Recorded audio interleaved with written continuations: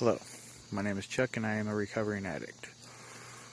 I started using drugs at a young age, roughly 12 years old.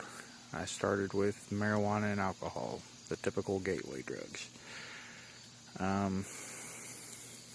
Whenever I was age 13, I was introduced to cocaine and methamphetamine.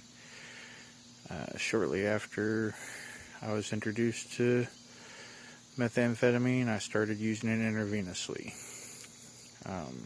At my worst, I was shooting around an 8-ball a day. Like so many addicts, I thought that my drug usage was only a problem for me. I didn't think that my problem affected anybody else personally. So I continued with my drug usage and lived a relatively unscathed life, doing the functioning addict thing. The drugs themselves wreaked havoc on my body, wreaked havoc on my relationships, and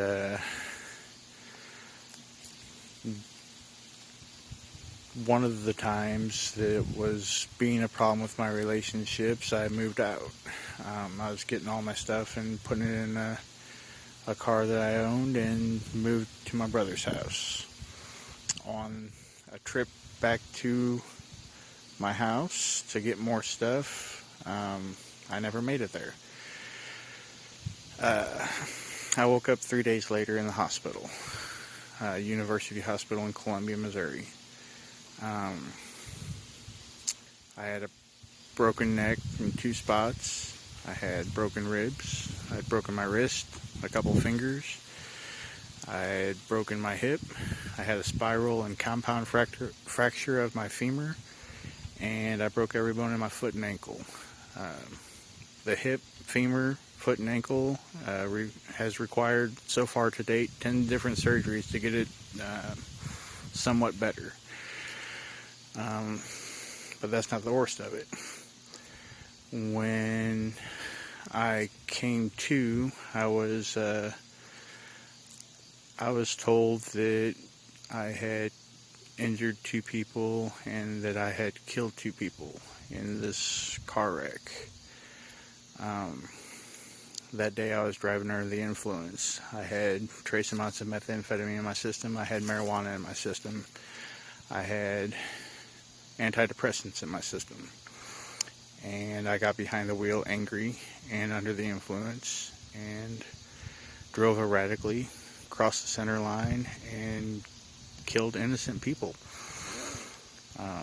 They had no idea what was going to happen.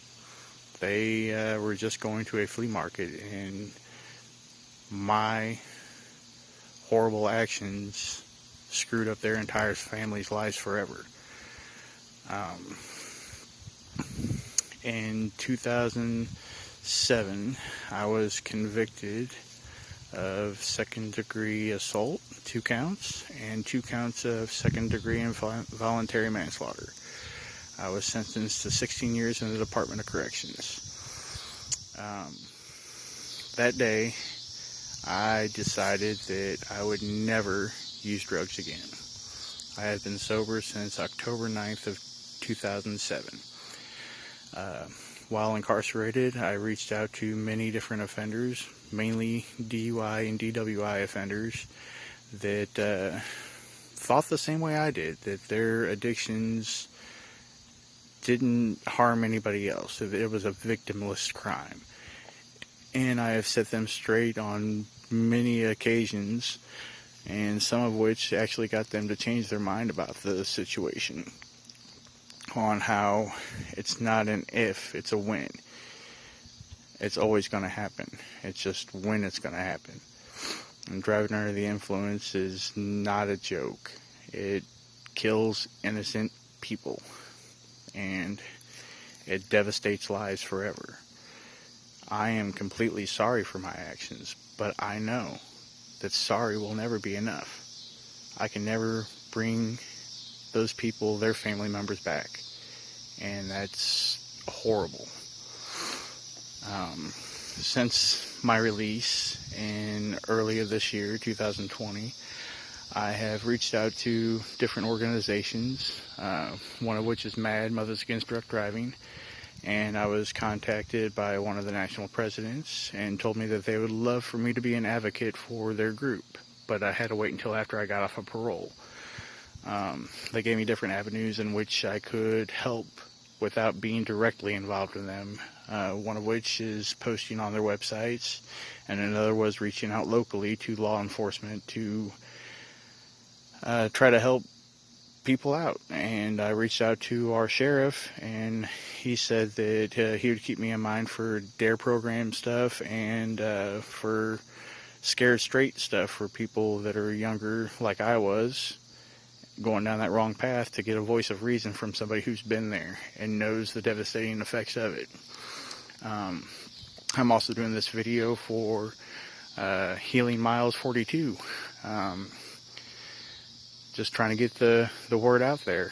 I've been sober and trying to just pass the message along that driving under the influence isn't a joke. Thank you for your time.